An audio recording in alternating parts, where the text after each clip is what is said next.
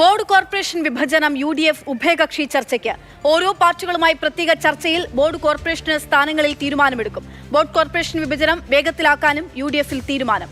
അമൽ തേനമ്പറമ്പിൽ വിവരങ്ങൾ നൽകും. അമൽ പറയൂ. അക്ഷയ, തിരഞ്ഞെടുപ്പിന് ശേഷമുള്ള ആദ്യ UDF യോഗമാണ് ഇന്ന് ചേർന്നത്. ഇന്നത്തെ യോഗത്തിൽ നമ്മൾ പ്രതീക്ഷിച്ചിരുന്ന വളരെ പ്രധാനപ്പെട്ട ഒരു വിഷയമെന്ന് പറയുന്നത് മദ്യനയത്തിലെ UDF-ന്റെ തീരുമാനം എന്താകും എന്നുള്ളതാണ്.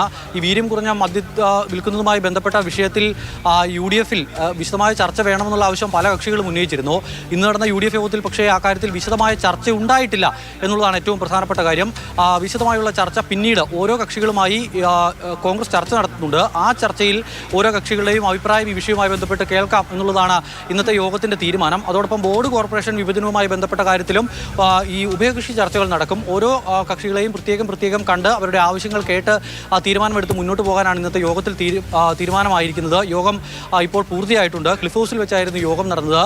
ആ യോഗത്തിൽ ഈ സംസ്ഥാനത്തേക്ക് കൂടുതൽ നിക്ഷേപങ്ങൾ കൊണ്ടുവരുന്ന കാര്യത്തിൽ വിശദമായ ചർച്ച നടന്നിട്ടുണ്ട് എന്നുള്ളതാണ് മനസ്സിലാക്കാൻ കഴിയുന്നത്. ആഴത്തിലുള്ള ചർച്ചയിലേക്ക് ഏതെങ്കിലും വിഷയത്തിൽ പോയിട്ടില്ല. PM ശ്രീ വിഷയത്തിൽ അമൽ തേനമ്പറമ്പിലാണ് വിവരങ്ങൾ നൽകിയത്.